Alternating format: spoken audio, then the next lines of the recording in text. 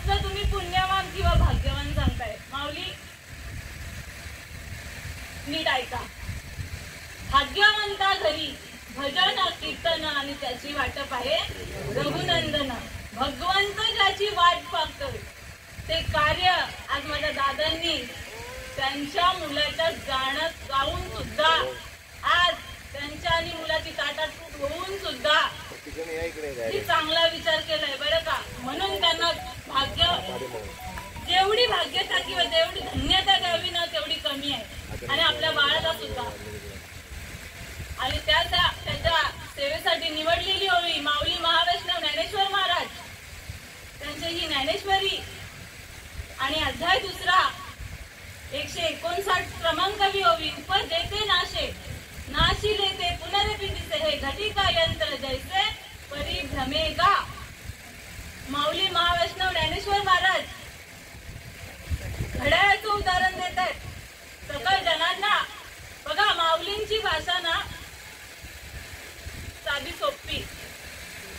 माझ्या ताईला कळेल असेल, माझ्या दादांना कळेल असेल. किती आयुष्य जगले माझे माऊली. 22 वर्ष, अवघे 22 वर्ष. आणि एवढी क्रांती केली. संसार नाही केला आपण. एका संसारिक जेवढा अनुभव घेतो ना आपल्या प्रपंचामध्ये म्हणा, एक एक अनुभूती माझ्या माऊलींनी घेतली अवघ्या 22व्या वर्षी. आणि असे माऊली महाराज, माऊली ज्ञानेश्वर महाराज घड्याळाचं उदाहरण देतात. तर जशा घड्याळाचे काटे बघा, घड्याळात आता 7 वाजतात, पुन्हा 7 वाजतात, पुन्हा हे चक्र चालूच असतं घड्याळाचं. तसं आज जो जन्माला आलाय तो उद्या मरणारच आहे. उद्या मरणारा पुन्हा जन्माला येणारच आहे. हे त्रिकालवादी सत्य आहे. जन्माला येणारा कधी ना कधी हा जाणारच आहे. हे सत्य मानूनच जगायचं आहे बरं का. जसं उदाहरण द्यायचं झालं तर पाण्याचा बुडबुडा किती काळ असतो, काय आयुष्य आहे त्याचं. जळी बुड बुडे देखता देखता जळी बुड बुडे देखता देखता क्षण न लागता दिसे नाती. क्षण न लागता दिसे नाती तैसा संसार पाहता पाहता तैसा संसार पाहता पाहता अंतकाळी हाता काय नाही. अंतकाळी हाता काय नाही तैसा हा संसार पाहता पाहता. जसं पाण्यात बुडबुडे येतात बघा, किती क्षणभंगूर पण नसतं नाही का. काय आता दिसतंय ते नाहीच होतंय. तसाच आपला संसार आहे बरं का. कोण सांगेल का मी इतका वर्ष जगणार आहे. सकाळ पहाट आपली उजाडते का ते आपण बघू शकतो का. हे पण शाश्वती आपण देऊच शकत नाही. क्षणभंगूर नाही या देहाचा भरोसा. आणि पुढे सांगतात वारे सावध तोडा माया आशा. ही आपली माया. माझं बाळ गेलंय, माझं बाळ गेलंय, मी कशी राहू, ही माया आहे बरं का. मी आई आहे, मला त्या आईच्या वेदना कळू शकतात. मी बाळाला जन्म दिलाय. पण हे शरीर जात आगावे, हे नाशिवंत स्वभाव आहे. बघा श्रीकृष्ण भगवंत अर्जुनाला उपदेश करतात का, अर्जुना हे शरीर जात आगावे, हे मिळाले ना तुला शरीर, हे नाशिवंत स्वभाव आहे. स्वभावानुसार हा नाशिवंत देह आहे. म्हणून तू झुंजावे पंडू कुमारा. अर्जुना तू जन्माला आलायस, तू मरणार आहेस. परंतु एक करायचं आहे, तर भगवंत कसा भेटेल भगवंत यासाठी तुला झुंजायचं आहे. नुसतं युद्ध करायला नाही श्रीकृष्णाने उपदेश केलाय. आपल्यासाठी बघा अर्जुनाचं निमित्त झालंय. आपल्यासाठी अर्जुनाचे निवाजे गीता प्रकाशुनी श्रीराजे संसारा एवढे ओझे पेडिले जगाचे. आपल्यावर उपकार केले, खूप उपकार केले. पण कधी कळणार? आपण संतांचं ऐकू तेव्हा. भगवंताने ही खटाटोप कशासाठी केली? बघा, आता या दादांनी चांगला विचार केला, पण तो पूर्णत्वाला जर न्यायचा असेल तर मार्ग दावून गेले आधी दया निधी संतते तेनेची पण ते चालू जाता न पडे तुमचा कोटे काही. जर खरंच संतांच्या मार्गाने गेले ना तर माझ्या बाळाला आज मोक्षाची प्राप्ती होऊ शकते बरं का. माझ्या आईने जर त्याच्या आईने जर ऐकलं ना तर माझा बाळ खरंच साधू संतांच्या घरी नांदायला येईल. ही शाश्वती आहे. ज्ञानेश्वरीला हात स्पर्श करून सांगते, कारण की एवढा अधिकार आहे या नामाचा. आपल्याला मनुष्य देह भेटलाय, तो सार्थकी लावण्याचं काम. जन्माला येणं पण अवघड आहे, जन्म आणि त्याहून मरण आहे अवघड. पण शास्त्र आपल्याला शिकवतं का जगायचं कसं, ह्या मधला प्रवास कसा करायचा हे शास्त्र सांगतंय बरं का. सोय केली आपल्याला. ज्ञानेश्वर महाराज सकाळ संतांनी सोय करून ठेवले. गाथा झाले, एकनाथ भागवत झालाय, ज्ञानेश्वरी झालाय, आणि साध्या सोप्या शब्दात माझ्या मराठीचे बोलू कौतुके. अमृताही पैदा जिंके ऐसे अक्षर रसिके मिळविणे. अट्टहास केला माऊलींनी. बघा, गीता ही संस्कृत भाषेत होती, परंतु माझ्या मराठी लोकांना कशी कळणार? बघा, आपल्याला कळते का संस्कृत भाषा? मी माझं सांगते, मला नाही कळत, पण ज्ञानेश्वरी कळते. का कळते? कारण की माऊलींचा तंतोतंत अनुभव माझ्या सद्गुरू श्रीपाद बाबांनी जसेच्या तसा माझ्या हृदयामध्ये आणून दिलाय. या बघा, शरीराचं महात्म्य जर कळायचं असेल ना तर त्यासाठी जावे त्याच्या वंशा तेव्हाच कळे. पाण्यात आला मासा झोप घेईल कैसा, जावे त्याच्या वंशा तेव्हा कळे. एखादी गोष्ट झाली, एखादी वस्तू झाली, त्या गोष्टीची आपल्याला किंमतच कळली नसेल तर त्या गोष्टीचं महात्म्यही कळणार नाही आपल्याला की ही गोष्ट काय आहे. पण संतांनी या शरीराचं महात्म्य पटवून दिलं. शरीर हे नाशिवंत आहे, हे त्रिकालवादी सत्य आहे. शरीर रोगाचे भांडार, हा देह नाशिवंत मलमूत्राचा गाभा, वर जन्म घातले गा कुर्म कीटकांचा सांदा, रवरवती दुर्गंधी अमंगळीचा बांधा, स्मरे त्या हरिहरा शरण जाई त्या गोविंदा, पर्यदय मदला सा सोमजो जोळे बाळा. एक आई, सामान्य आई नाही बरं का, एक संत पदाला पोचणारी आई माझी मदलाचा संत, ती आपल्या बाळाला उपदेश करतो. आपण बघा, आपल्या बाळाला कधी उपदेश करतो? चांगलं काही सांगायचं असेल तर ते जाणतं झाल्यावर बरं त्याला काहीतरी समजायला लागतं, तेव्हाच आपण या 4 गोष्टी चांगल्या शिकवतो. बाळा इथे जाऊ नको, बाळा हे करू नको. पण माझी मदलाचा तिच्या बाळाला पाळण्यात असताना उपदेश करते का, अरे बाळा बघा किती गुंतली नव्हती माझी आई, अजिबात मोह नव्हता आपल्या बाळाचा. बाळाला काय सांगते बघा, हे शरीर तुला बाळा मिळालं ना, हे नाशिवंत आहे, हे एक ना एक दिवस नाश होणार आहे. कुटुंब कीटकांचा बांधा, हे सगळं घाण आहे, रोगाचं भांडार आहे, तू याच्यात अडकू नको रे बाळा. बघा किती चांगला उपदेश करते. आपण काय सांगू आपल्या बाळाला? बाळा चांगलं शिक, चांगला अभ्यास कर, नोकरीला लागशील, चांगली कमाई येईल नाही का, स्वतःच्या पायावर उभं राहशील. आपण हेच शिकू शकतो. पण ती आई काय सांगते, या भवसागरात तुला जन्म मिळालेला आहे, जेवढ्या लवकर होईल तेवढ्या लवकर तू त्या भगवंताला शरण जा रे बाबा. एवढा अधिकार संतांचा आहे. बघा, संत आपल्याला वेळोवेळी फक्त काय सांगणार, देवाला शरण जा, देवाला शरण जा. कोणतेही संत हा ना, कोणत्याही संतांचं वाङ्मय हा ना तुम्ही, पण संतांना सांगणं एकच आहे, संतांचं सांगणं एकच आहे का, जेवढ्या लवकर होईल तेवढ्या लवकर तू घाई कर रे बाबा.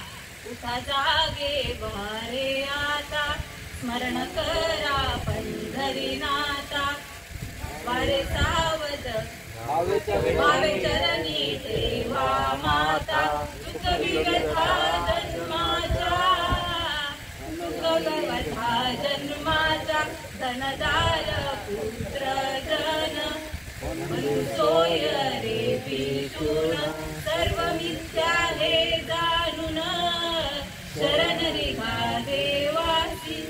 काय सांगतात? उठा जागे भारे आता. आता सांगितलं बरं का. जर कोणाच्या मनात चांगला विचार येत असेल ना तर कल करे सो आज कर, किंवा निकल गया श्वास तो करेगा कब. काल महाराजांनी सांगितलं आपलं स्मशान वैराग्य. आपल्याला इथे 1 तास किंवा 2 तास मिळाले ना आपल्याला असं वाटतं महाराज चांगलं सांगतोय, महाराजांचं बरोबर आहे. पण जसं चप्पल घालून इथून निघतो तर तिकडेच सोडून देतो. मग काय तो पण नाही आणणार. जाताच सोडून का तर संसार लागला आपल्या पाठी. काय सांगितलं? वारे सावध. सर्व तुमचे नातेवाईक आहेत ना ते सगळे अरे नवे तुम्हीच खोटे आहात. हा संसार लटिका व्यवहार सर्व हा संसार वाया येणं झालं हरिविना. भगवंताशिवाय जर तुम्ही हा संसार कराल तर सर्व सर्व सर्व व्यर्थ आहे. तुलसीदास महाराज सांगतात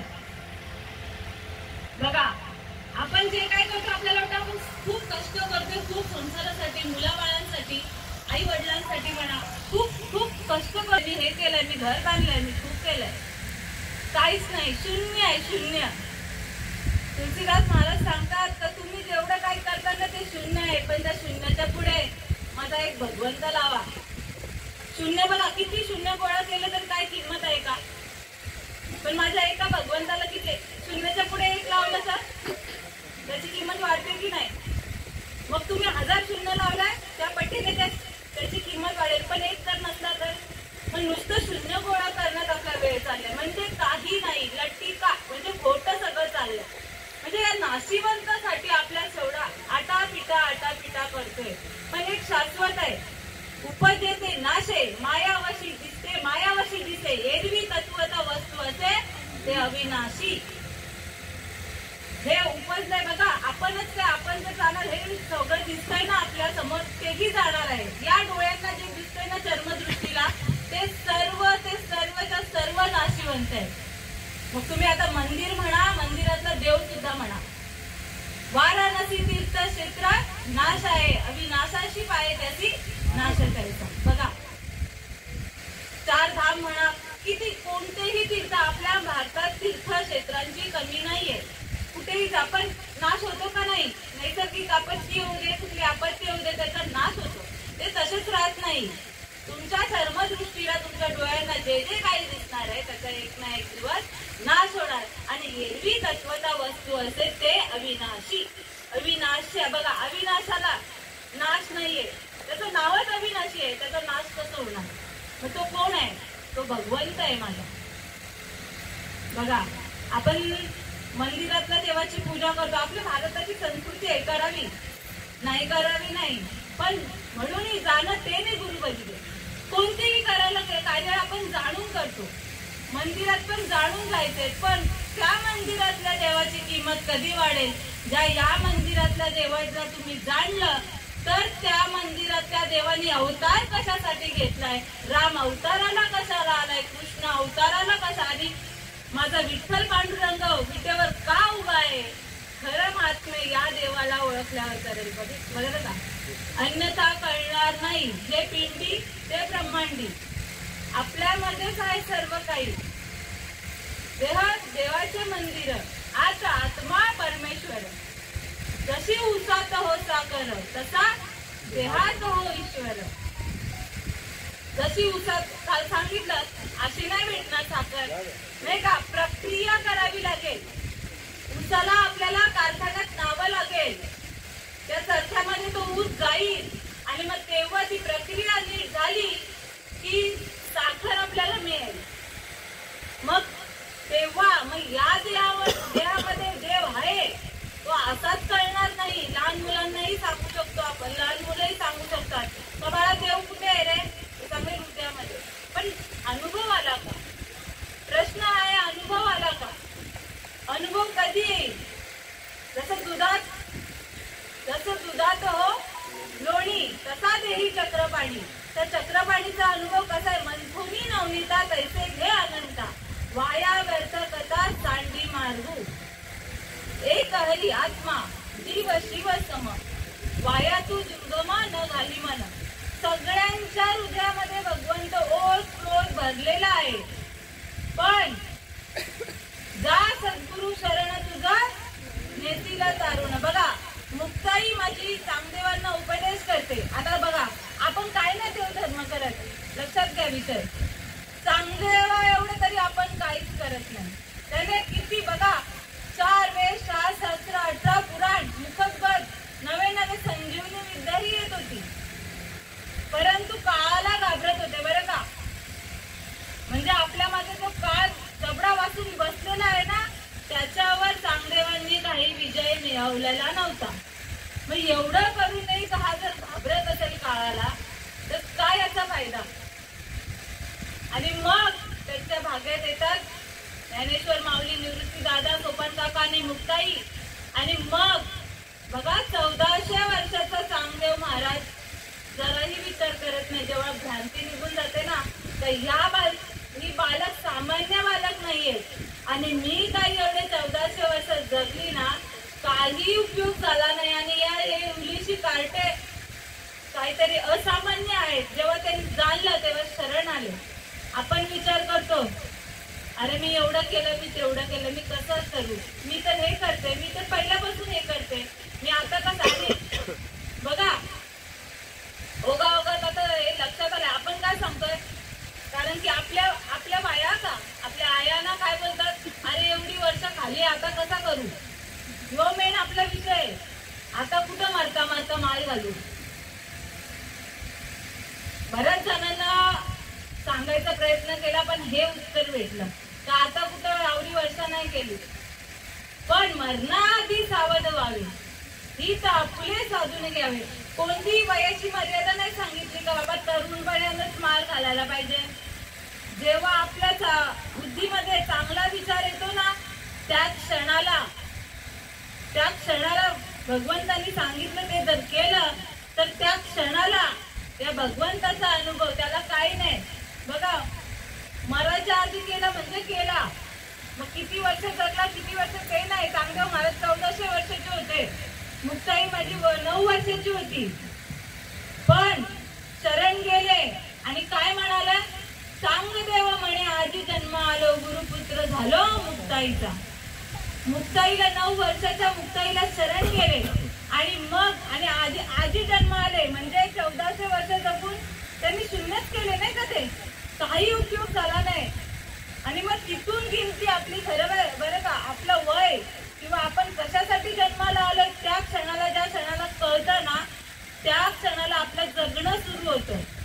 आपण मागे झाले पाहू नका, पुढे जामी नाही तुका.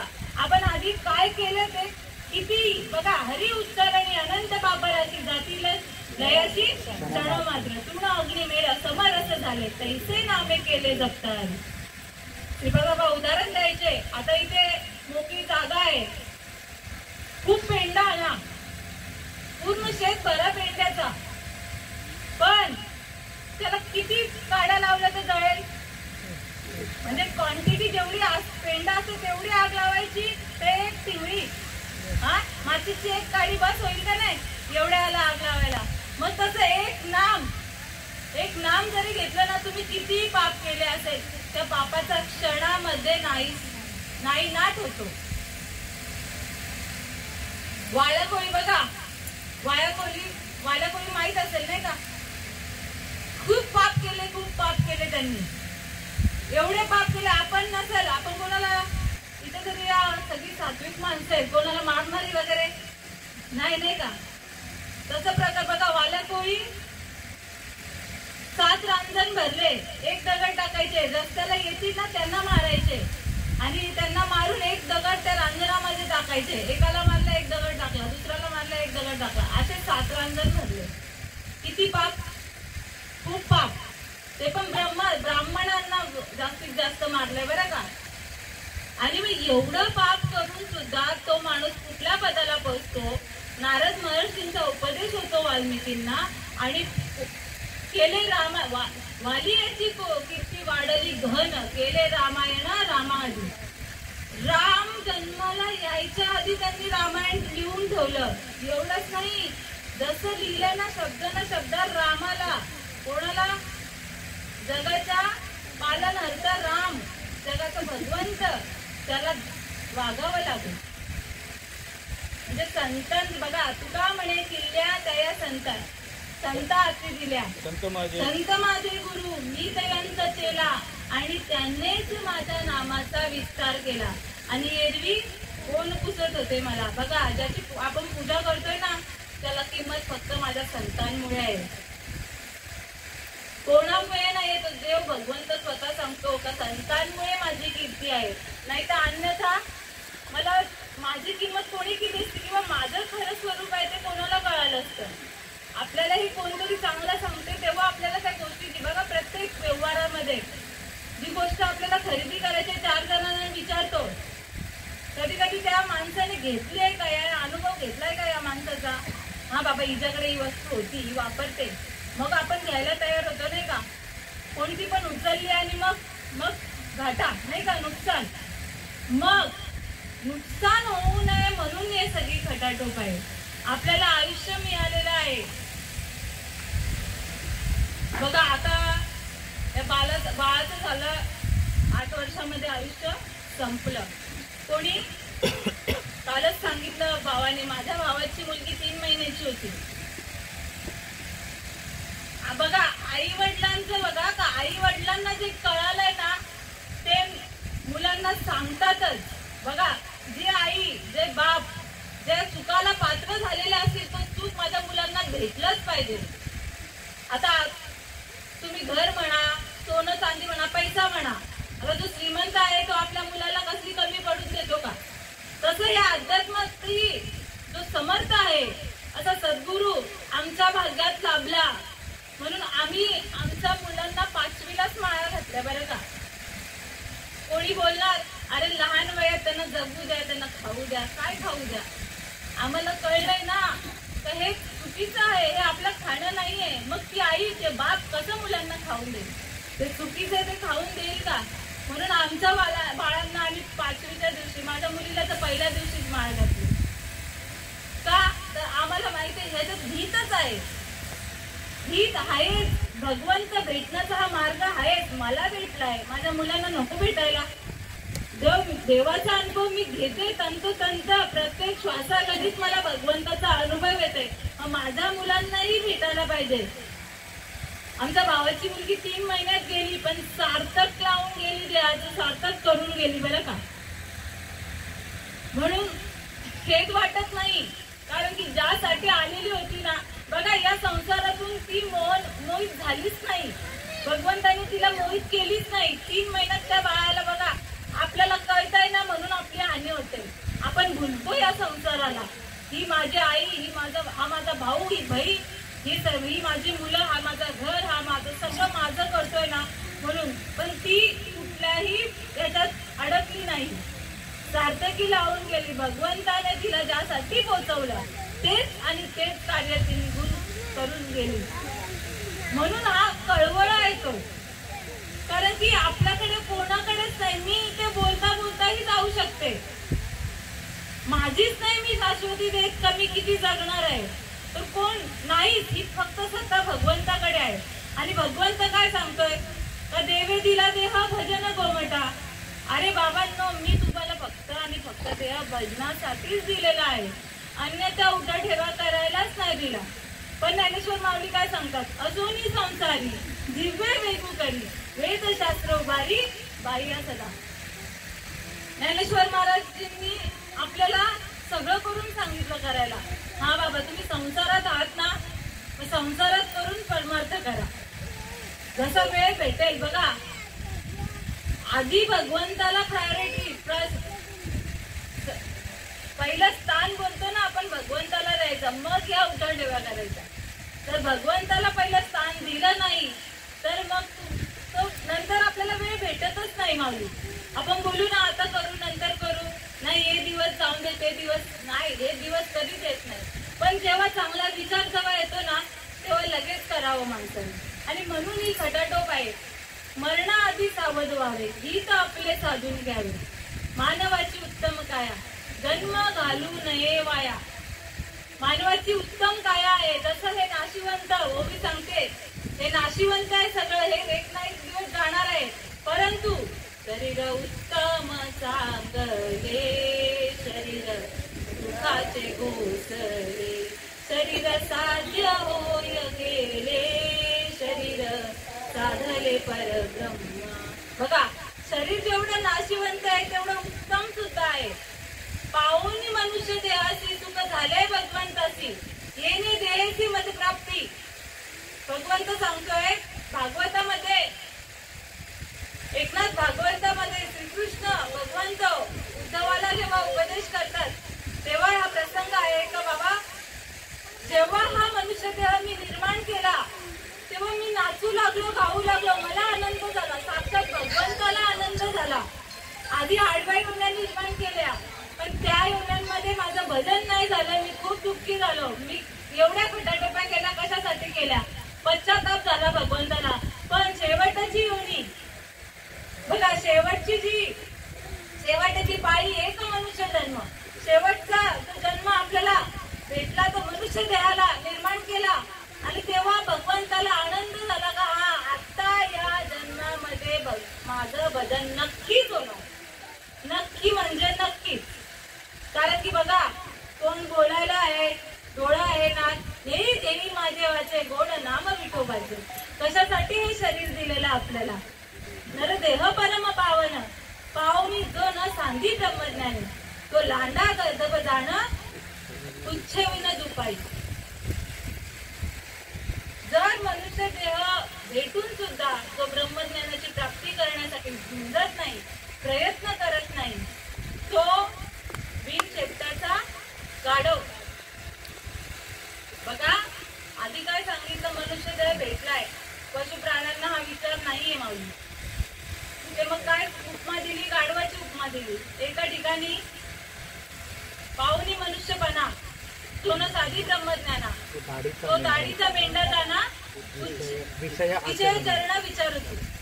एका ठिकाणी काय सांगतात, जर मनुष्य देह झालाय, ब्रह्मज्ञानाची प्राप्ती नाही झाली तर तो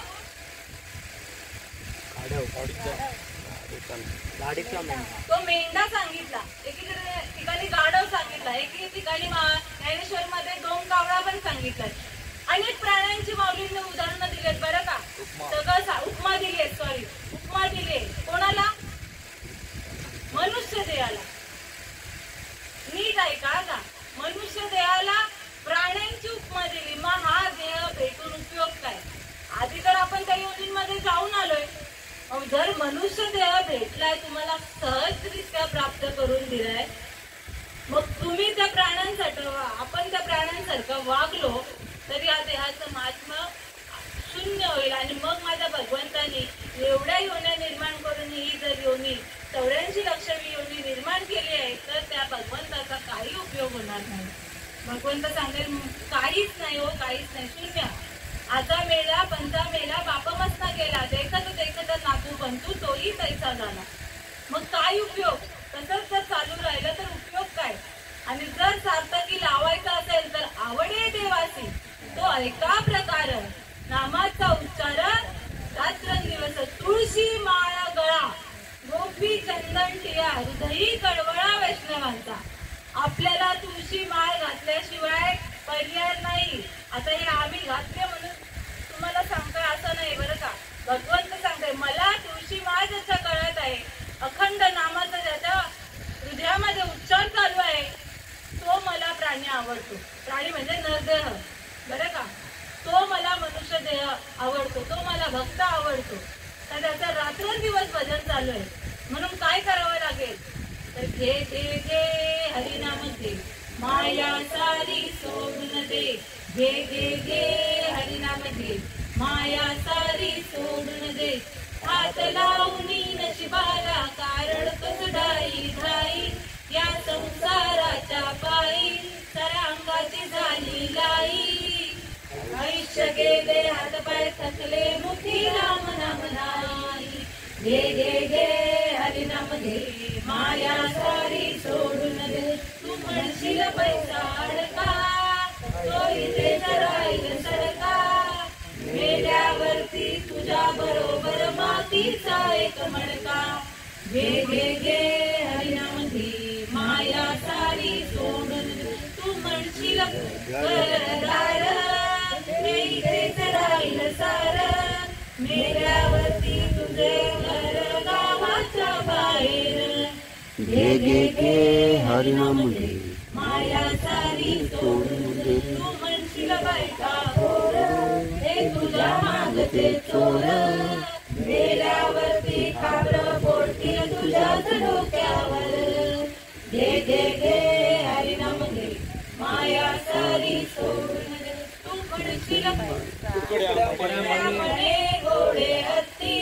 क्षणात होईल माती रावण मेला लंका जळाली तशीच होईल गती घे घे घे हरिनाम घे माया सारी सोडून दे हात लावणी नशिबाला कारण तुझडाई डाई या संसाराच्या पायी सारखा न देह तुला पुन्हा मिळायचा नाही घे घे घे हरिनाम घे माया सारी सोडून दे बघा तुकडोजी महाराज माईकवरती सांगते संत होऊन गेले तुकडोजी महाराज संत होऊन गेले आणि ते काय सांगतात तू म्हणशील पैसा अडका बघा प्रत्येक जीवाची धडपडी सुखासाठी आणि मग सुख म्हणजे का आपल्या दृष्टीने पैसा अडका मिळाला तो सुखी ही आपली बुद्धी आहे पण पैसा अडका आपण घेऊन जातो का बरोबर किती कमवलं किती लखपती असला नाही घेऊन जाणार खाली हात आया है खाली हात जाएगा हे सत्य आहे काही घेऊन जात नाही तू म्हणशील घरदार किती माड्या बांधा किती बंगले बांधा येतात त्या घरामध्ये आपल्याला अग्नी पण न लावत गावाच्या बाहेर लावली जाते काय उपयोग काही उपयोग नाही तू म्हणशील बायका परत लक्ष द्या बरं का दादांचं बाळ गेलंय किती वर्षाचं जरी जगलं ना तरी आपल्या बरोबर काही आलं नसतं कधी बायकोही येत नाही चांगला विचार करा दुःखाचं घर आहे मलाही कळतं त्यांचं दुःख पण माझी आई माझ्या बरोबर नाही येणार माझी मुलं पण माझ्या बरोबर नाही येणार माझा नवराही किती जीव लावते तोही नाही आईच्या काळजीची मी तुकडा असले तरी पण माझी आई नाही येऊ शकत माझ्या बरोबर येऊ शकतं का नाहीच येऊ शकत तूच आहे तुझ्या जीवनाचा शिल्पकार नाही कुणाचे कुणी तुझे नव्हे रे कुणी नाही कुणाचे कुणी तुझे नव्हे रे कुणी अंती जाशील एकल्या प्राण्या माझे माझे म्हणून अंती जाशील एकल्या प्राण्या माझे माझे म्हणून सारा माईचा बाजार सारा माईचा बाजार भाव कोणाचा कोण कोणाचे सगळी सोय रे बहीण कुणाचे भाव कुणाचा कोण कुणाचे सगळी सोय मेल्या पाठी तुटतील तारे तुटतील धागे दोरे प्राण्या माईचा बाजार प्राण्या माईचा बाजार कोणी कोणाचं नाहीये आई नाही बाप नाही बहीण नाही कोण नाही फक्त माझा कोण आहे देवा माझा माझा माझा आणि मी देवाचा बघा भगवंतच माझा आहे आपण किती जीव लावा मुलांवर मी म्हणत नाही की आपल्याला उपयोगाला येतील किंवा नाही येत पण माझा भगवंत गेली बरं का एकट्यालाच जायचं इथे कोणी येतं का आपल्या बरोबर तर चितेमध्ये अग्नी तर बाबा नको आई बोलते माझ्या आधी का माझ्या बाळाला नेलं मी गेलीस ती बरं व्हायला बोलते प्रत्येक आई बोलेल 3 महिन्याचं बाळ असू दे झालेलं बाळ असू दे नाही तर 8 वर्षाचं बाळ असू दे 25 वर्षाचं नवे 60 वर्षाचं ज्या आईचं बाळ जरी असतं ना त्या आईला तेच वेदना होतात बरं का दुःख त्या आईचं सारखंच आहे तर माझा बाळ 60 वर्षाचा त्यांनी जगलंय सगळं बघितलंय मेला असं आईला वाटत नाही आई काय बोलते कशाला माझा देवा कशाला माझ्या बाळाला नेलं मला नेलं असतं तर बरं झालं असतं बोलते का नाही पण ती सत्ता आहे आईच्या हातात सत्ता नाहीये ते भगवंताच्या हातात सत्ता आहे आणि म्हणून घे घे घे हरिनाम ही माया सोडायची आपल्याला आपला माझा कोण आहे तर माझा फक्त भगवंत आहे. आपण निमित्ताचे धनी, निमित्ताचा धनी केला असेल राणी, पण माझे माझे म्हणूनही व्यर्थ गेला. हे सगळं माझं म्हणून आपण फुकट हा जन्म वाया घालवत बसतोय. आणि म्हणून तुकाराम महाराज सांगतात, कारे नाटवीसी कृपाळू देवासी, कारे नाटवीसी कृपाळू देवासी, पोषितो जनासी एकलासी, पोषितो जनासी एकलासी, कोण करे बाळा दुधाची उत्पत्ती, कोण करे बाळा दुधाची उत्पत्ती, वाढवी श्रीपती सवे दोन्ही, वाढवी श्रीपती सवे दोन्ही, कारे नाटवीसी कृपाळू देवासी, कारे नाटवीसी कृपाळू देवासी. का आठवत नाही हो? का भगवंताला जेव्हा कळतंय ना चांगलंय तरी पण आपण इथून जाऊन बघा, हा बाई सांगत होती, बरं सांगत होती, पण मला माल नाही घालायचं. कशाला माल घालायचं? खाऊन पिऊन मरू. कळवळा आहे तुकाराम महाराजांना, बुडते हे जन न देखावे डोळा, येत असे कळवळा म्हणून या. जसे आता इथे मी वरती आहे, तुम्ही खाली आहात, तसं आम्ही किनाऱ्यावर आहोत. जे तरले ना ते असे हसत नाही का बाबा हे बुडतात आम्ही तरलो, आम्ही तरलो यात काही नवल नाही.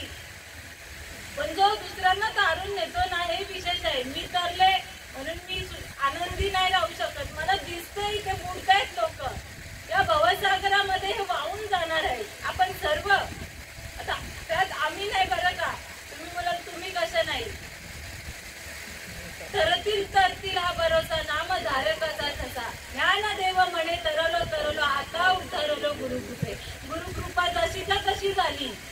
शंकराने जो अट्टहास केलाय, पार्वतीने अट्टहास केला, ज्ञानेश्वर महाराजांनी माझा खूप खूप म्हणजे खूप अट्टहास केला आपल्यासाठी बरं का.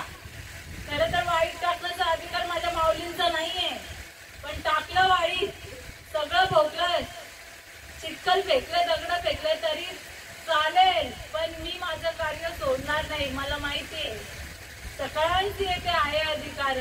प्रत्येक जीव हा तरलाच पाहिजे, हा अट्टहास आहे. ते कार्यक्रम ठेवण्याचं काय, बाबांचं काय, तुकाराम बाबांचा अट्टहास काय. दादांनी बाबांचं ऐकलं, पण बाबांचा काय उद्देश आहे ह्याच्या मागे? तर कोणीतरी एकाला फटका बसेल बाबा, कोणीतरी ऐकावं.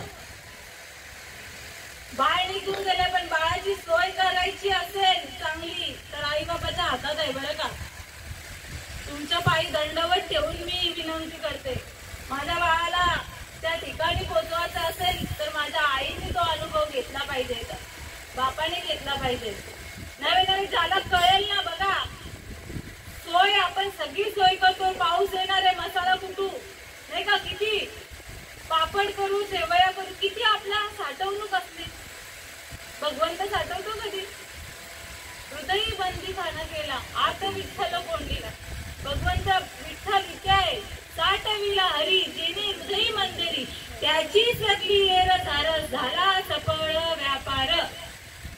काल माऊलींनी ओवी घेतली, तैसे येण्याची शरीरे शरीरा येणे सरे, किंबहुना येर झारे चिरा पडे, उपजे ते नाशे नाशिले ते पुनरपी दिसे, हे घटिका यंत्र जैसे परिभ्रमे का. हे चालूच राहणार आहे. जन्माला येणारा तो मरणारच आहे, पण हे खंडन कधी करणार? देह तो पासाचे झाले, कर्माच्या गुणी गुंतले, भवदशा साखी सुटले, जन्म मृत्यूच्या त्याचा चक्र हा चालूच राहणार आहे. मग खंडन कोण करील? आणि खंडन करण्यासाठी संतांचा अवतार आहे. देवालाही खटाटोप काय करतच नव्हती, तो समर्थ होता, तो सर्व कार्य सुरळीत करू शकला असता. परंतु भगवंताला हे नाही बरं का, भगवंतानी गुरु करावं लागलं. भगवंताला स्वस्वरूपाला जाणण्याची ताकद नव्हती. श्रीकृष्ण भगवंताने गुरु केला, रामाने गुरु केला, आणि असा गुरु केला तेव्हा त्यांचा अविनाश जे आपण बोलतो म्हणतो ना, एरवी तत्वता वस्तू ती अविनाशी वस्तूची जाणीव करायची असेल तर ते अविनाशाला शरण जावं लागेल. आणि अविनाशाला शरण जाण्याआधी पहिले या संतांच्या मांदियातील जावं लागेल बरं का. तो रस्ता संत दाखवतात. कारण की भगवंत कसा आहे तर अविनाशी आहे. रंग नाही, रूप नाही, नाही वर्ण छाया, निर्गुण निराकार तुझी रघुराया, मैं गुलाम तेरा. श्रीकृष्णाला रंगरूप आहे का नाही? आहे का? आहे ना. नाव आहे, रंग आहे, रूप आहे, गाव सुद्धा आहे. गोकुळात मथुरेचा कृष्ण गोकुळात द्वारकेला गेला. द्वारकेचा राजा पांडवा घरी. गाव आहे रामाला, अयोध्या हे गाव आहे, रंग आहे, रूप आहे. वर्णन करू शकतो राम कसा होता नाही का. त्याचा गुणाची होता, धनुर्धारी श्रेष्ठ होता का नाही. म्हणजे या रामकृष्णाला नाव आहे, गाव आहे, ठाव आहे. श्रीकृष्ण भगवंत सांगतात नैनम चंदुर्ती शस्त्राणी नैनम दहती पावका न चैनम क्लेदयंता पण शोषिता मारुता. श्रीकृष्ण भगवंत सांगतो माझं खरं स्वरूप जर जाणायचं असेल तर ते कसं आहे. मला शस्त्राने भेटता येणार नाही. रामाची मूर्ती आपण बनवतोय, दगडाला भाव करून मूर्ती बनवली का नाही. त्या चिनीने जर भाव केला तर ती तुटणार का नाही, भंगी जाणार का नाही. मग अशी मूर्ती जी भंगणार नाही. नैनम छंदंती शस्त्राणी नैनम दहती पावका नैनम क्लेदयंतो पण शोषिता मारुता. हा वारा लागतोय ना, हा वाऱ्याने सुटणारा नाहीये, पाण्याने भिजणारा नाही, अग्नीने जाळणारा नाहीये. श्रीकृष्ण भगवंताचे शब्द आहेत. मी असा आहे आणि असा जो जायचा असेल तर जा सद्गुरु शरण तुझं नेतीला काढून. सद्गुरु तसेच लागतील बरं का. मग मी पण गुरु केला, मी पण भजन करते, भजन करच्या पद्धतीने आम्ही करतो, असं नाही चालत. असं चालत नाही. या शास्त्रयुक्त पाहिजे. शास्त्र प्रचिती, आत्मप्रचिती आणि गुरु प्रचिती या तिघांचा संगम होईल तेव्हाच त्या खऱ्या शाश्वत असा भगवंताचा अनुभव येईल. मग वरपांगाची भक्ती चालली आहे आपली. उसळ डोंगा परी रस नाही डोंगा काय बुलल्या ती वरली रंगा. आपल्या शरीरामध्ये देव आहे. तो जाणायचा असेल तर सद्गुरू तसेच जातीचे येथे पाहिजे. जातीचे एऱ्या गबाळाचे काम नाही. जो सांगेल ना बाबा तू एवढी पूजा अर्चा कर, तुला सुख भेटेल, तुला हे भेटेल, ते भेटेल. पण ही अज्ञानाची भक्ती, इच्छिती संपत्ती, दयाच्या चित्ती बोध कैसा.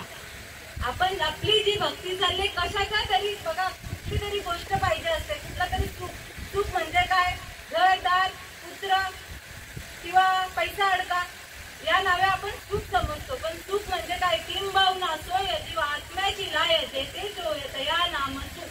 सुखाची व्याख्या म्हणजे आपण जीव आहोत, आपल्यामध्ये आहे तो शिव आहे. आणि या जीवाची आणि शिवाची भेट घडवण्याची जी रीत ती सद्गुरू सांगतात. रीतीने गेला तर भगवंत सोपा आहे, आपल्या जवळच आहे. एक काहीही फरक नाहीये. तैसा हृदयामध्ये मी रामू असता सर्व सुखाचा आराम का जाणतासी कामू विचार. आपल्या जवळ भगवंत आहे.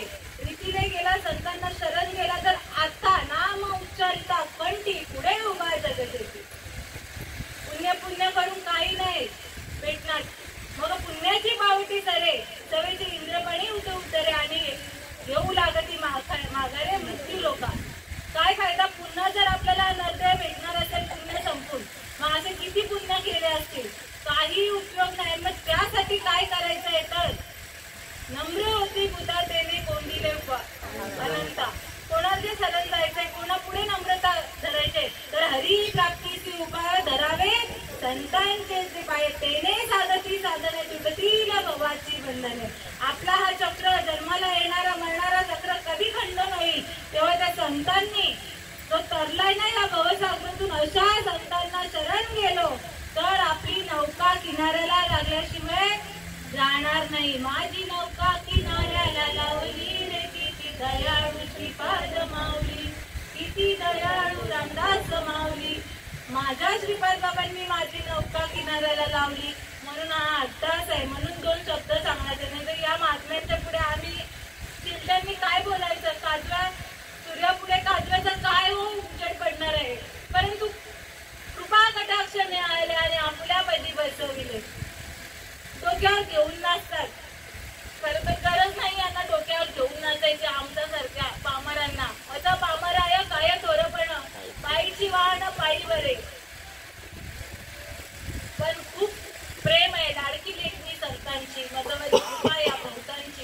आणि म्हणून ते सांगण्याचा अर्थच आहे का तर कोणाला तरी शब्द कळावे. हा नुसता प्रवचन कीर्तनकार ऐकून जायचा विषय नाहीये. कधी कधी खूप लागतं जीवाला. तो एवढा आटापिटा करतोय मग कोणाच्या टकोऱ्यात येत का नाही. पण येथे कोणाचे काय का गेले जायचे त्याने आईने केले. पण अनहित करू नका. येतो हिताचा कळवळा जीव तुटेच वेळ या. माझ्या ज्ञानेश्वर माऊलींचाही असा जीव तुटला असेल म्हणून एवढी सोय करून ठेवली. आणि म्हणून बघा साधा सोपा मार्ग आहे. काही नाही. आता बघा आपल्याला काय पाहिजे आपली आपण सोय बघतो. मला काय सोडायला लागणार नाही ना. मी इथे जाता मला कसली बंधनं नाहीये. बघा आई व्हायचं आई तेव्हा आईच्या गर्भामध्ये ती जाऊन लागते मुलाची. तेव्हा आपण आधी खायचं तेच खातो का आई? आधी खायचं तेच खातो का? आपलं खाणं पाणी बदलतं. गरम वस्तू नको पडल बिडल नाही का. किती वाटतं नाही का माझा जीव आता काळजाचा तुकडा माझ्या हृदयामध्ये माझ्या उदरामध्ये वाढतोय. त्याला काही इजा होऊ नये म्हणून आपण 8 तास करतो का नाही आई? मावल्यांना जिथे ज्यांनी जन्माला मुलांना घातलंय तिला सांगते बरं का. करतो का नाही आटापिटा? आणि बाळ जन्म प्रसूती झाल्यावर तरी पण खातो का? नाही ना. त्याला जिथपर्यंत नाही का माझ्यापासून हानी नाही होणार, माझ्या बाळाला कुठलाही प्रकारचा त्रास होऊ नये म्हणून 8 तास करतो का नाही आपण? मग तसंच या देहामध्ये जर या भगवंताची प्राप्ती करायची असेल तर काहीतरी जे खायचं नाही ते खातोय आधीच आपण. आपलं खाणं ते नाहीच आहे. तुम्ही किती श्रीमंत असाल तर काही असं आपलं खाणं ते नाहीये. श्रीमंत आहे म्हणून बकरे खातो ना, हे खातो ना, ते खातो. खाणं मुळात नाहीच आहे. सगळ्यांना गरीब असो श्रीमंत असो कुठलाही मानव जातीचा खाणं हा शुद्ध शाकाहारी आहे. आणि भगवंतन बघा हा भगवंत जर गणपती 10 दिवस आपल्या घरी येतात तेव्हा आपण पाळतो का नाही? आधीच उदाहरण दिलं गर्भामधल्या बाळाला इजा होऊ नये म्हणून ती आई काळजी घेते. गरम ज्या खायच्या वस्तू माझ्या बाळाला ज्यापासून हानी होईल त्या गोष्टी मी खाणार नाही. जी आई आपल्या मुलावर प्रेम करते ती नक्कीच पाळेल. मी इतरांचं सांगत नाही. पण ज्या वाटतं ना आईला माझं बाळ सुखरूप जन्माला यावं आणि ते सुखरूप वाढावं हा 8 तास ती आई करत असते. मग माझ्या हृदयामध्ये जो भगवंत अखंड वास करीत आहे त्या भगवंताला जर माझ्या हृदयामध्ये जर प्रगट करायचं असेल तर हे शरीर रूपी भांड खूप जन्म घेऊन आलेला आहे, खूप पाप करून आलेला आहे, ते शुद्ध व्हायला पाहिजे का नाही? लक्षात घ्या विषय. तसं पण बघा 10 दिवस गणपती असतात घरात खात नाही आपण. खातो देवासमोर नाही आणत. का नाही आणत? आपल्याला ती बुद्धी असते का या देवाला हे आवडत नाही, चालत नाही. मग जर हा अविनाशी निर्गुण निराकार भगवंत सतत चाले हे शरीर कुणाची सत्ते कोण बोलवितो हरिविना देख हवी ऐकावी एक नारायण तयाचे भजन चुकू नका. आपण ज्या सत्तेने चालतोय ज्याच्या सत्तेने श्वास घेतोय नवे नवे झाडाचंही पान ज्याच्या सत्तेने हालतय तो आपल्या हृदयामध्ये अखंड वास करीत आहे. मग त्याला प्रकट करण्यासाठी हे शरीर रूपी भांड शुद्ध करायला पाहिजे का नाही? कबीर महाराज सांगतात मल मल धोये शरीर को धोये ना मन का मैल. मन का मैल बघा नाय गंगा गोमती रहे बेल के बेल.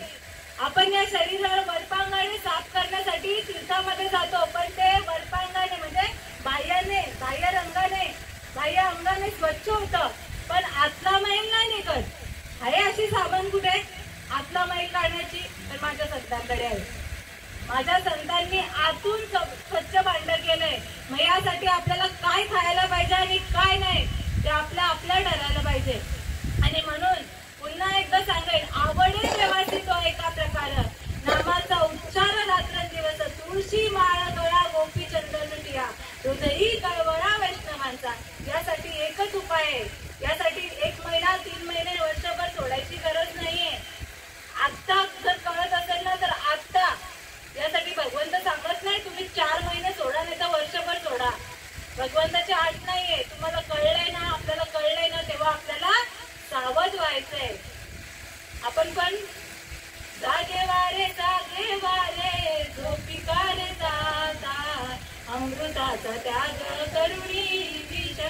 घेता. जागे हवे आता आपल्याला सगळं कळतंय, आपण चांगलं ऐकतोय, पण नंतर हे झाल्यावर परत झोपेचं सोंग घेऊन बसणार आहे आणि पुन्हा आपण संसाराला आपलं नाही का लागणार आहोत. म्हणून कल करायचो आजकाल, जेव्हा क्षणोक्षणी हाची करावा विचार, तरावया पार भव सिंधू नाशिवंत देह, जाणार सकळ आयुष्य खातो काळ, सावधान सावध होय बाप्पा काळ लागला माप्पा. आईच्या गर्भात असल्यापासून हा काळ मागे लागलेला आहे. जेव्हा आईच्या गर्भामध्ये या बाळाची चावूल लागते तेव्हापासून बरं का, तेव्हापासून बघा आई माऊला तुम्हाला अनुभव असेल, कोणाचं 1 महिन्यात जातं, कोणाचं 2 महिन्यात जातं, गर्भातल्या गर्भात. मग तो काळ आहे, तो काळ कधी येईल ना, ही सृष्टी बघून सुद्धा नाही, त्या दळीचा वारा सुद्धा लागून देणार नाही. लक्षात घ्या विषय. तेव्हापासून हा आवासून बसलेला आहे. पण आपल्याला तेव्हा बघा गर्भसंस्कार म्हणतो आपण, चांगला विचार केला, चांगला गर्भात विचार केला तर चांगली बाळं जन्माला येतात नाही का. आणि मग ते चांगला जर बाळ जन्माला येत असेल तर देव नाही जन्माला येणार. मग चांगला विचार केला तर समजून घेणंही अवघड नाही, समजून घेणंही अवघड नाही. मग यासाठी चांगला विचार करा आणि खऱ्या संतांना शरण जा. कारण की तुका म्हणे कैसे आंधळे जन गेले विसरून खऱ्या देवा. शब्द खरा आणि खोट्याचा आहे बरं का. खरा देव खोटा देव. खरा देव म्हणजे आपल्यामध्ये निरंतर वास करणारा निर्गुण निराकार परमात्मा आहे. आणि खोटा देव तुम्ही जे काही म्हणाल ते, जे दिसेल ते, हा विश्व जगत मिथ्या, ब्रह्म सत्य आणि जगत मिथ्य. ब्रह्म हा सत्य आहे, हे जगत पूर्ण मिथ्या आहे. पण खऱ्या भगवंताला जाणलं तर या संसारामध्ये आपण भगवंताचा अनुभव प्रत्येक श्वासाकरीत घेऊ शकतो. आपल्याला काही सोडा, संसार मुलाबाळा नाही, संन्यास घ्यायला नाही सांगत आम्ही. संसारात अजूनही करू शकतो, पण त्या मार्गाने जावं लागेल. जे खायचं नाही ते खायचं नाही, जे पियायचं नाही ते पियायचं नाही. फक्त त्या भगवंताला शरण जाऊन, या संतांना शरण जाऊन तुळशी माळ गळ्यात घालायची आहे. आणि त्या अखंड असणारा भगवंत, त्या नामाची ज्योत आपल्यामध्ये पेरायची आहे. त्या नामाचा अनुभव सांगायचा झाला, एवढं बोलतोय देव देव देव निर्गुण निराकार, पण त्याचा अनुभव कसा आला तर कंठी प्रेम दाटे, नैनी नीर लोटे, हृदयी प्रगटे राम रूप, मग राम नामे उपजा आवडी आणि सुख घडोगाडी वाढू लागे. त्या दिवशी मी बोलली, ऐकलं तर सख्खी आई पण मरते तरी रडायला येत नाही. पण एवढं माझ्या भगवंताचं प्रेम आहे का ढसा ढसा जेव्हा आठवण काढाल तेव्हा हा जीव रडतो बरं का. आनंदाश्रू, दुःखाने नाही, आनंदाश्रू निरंतर वाहत असतात.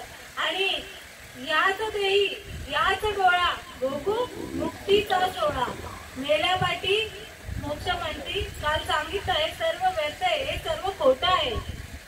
तुम्ही जर चांगले कर्म केले तर तुम्हाला चांगली गती मिळेल, आणि जर वाईट कर्म केले तर मोक्ष मिळेल. कैलासवासी, स्वर्गवासी आपण मनाने लावतो बरं का, वैकुंठवासी. पण खरंच वैकुंठवासी जर व्हायचं असेल तर याच देही याच डोळा भोगू मुक्तीचा सोहळा. आणि जर प्रत्येकाला जर वाटत असेल भगवंत भेटावा, संतांना हा शास्त्रामध्ये जो अनुभव आला तो भेटावा असं वाटत असेल तरच चांगला विचार करा. नाहीतर देव भेटावा कोणाला वाटत नाही. बघा देवाकडनं आपण अनेक गोष्टी मागतो, देव मागतो का? कोणीच देव मागत नाही का देवा तू ये रे मला भेटायला. नाही देवा हे दे रे, देवा ते दे रे, नाही का. नाही भेटलं तर देवा काय रे तुला काय कमी पडला, काय देऊ तुला. समर्थ भगवंत काही मागत नाहीये, भगवंताला काही नाही. तुका म्हणे एक भावाची कारण आणि वाहत असे आण विठोबाची. तुकाराम महाराज सांगतात इथे फक्त भाव लागतो, शुद्ध जाता भाव दुरी नाही त्याला देव. म्हणून तुमच्या आई वडिलांच्या, गुरुजनांच्या, देववृंदांच्या सेवेसाठी निवडलेली होवी. उपज येते नाशे नाशेते पुनरपी दिसे, हे घटिका यंत्र जैसे परिभ्रमेगा. हा मरणाचा जन्माचा पुनरपी जननम पुनरपी मरणम पुनरपी जननी जटिली शयनम. या संसारे कलदुस्तारे कृपया पारे पाय मुरारे भज गोविंद.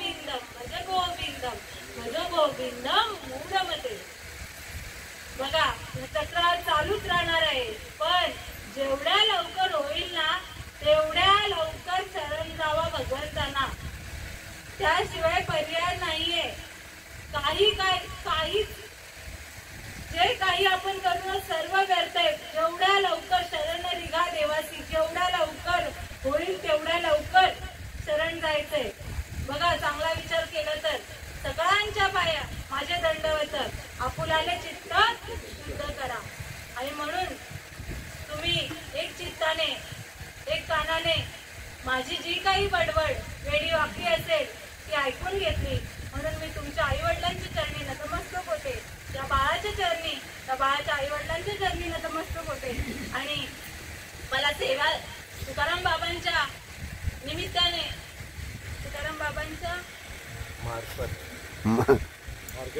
मार्गदर्शनाने म्हणा, त्यांच्या कृपेने म्हणा, प्रेरणेने म्हणा, तेवढे काही उपमा तेवढ्या नाही का.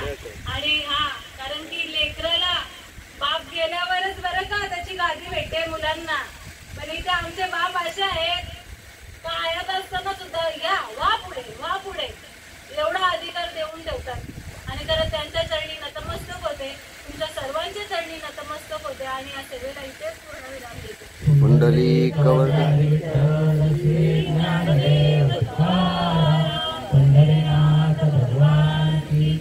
माऊली ज्ञानेश्वर महाराज की जय.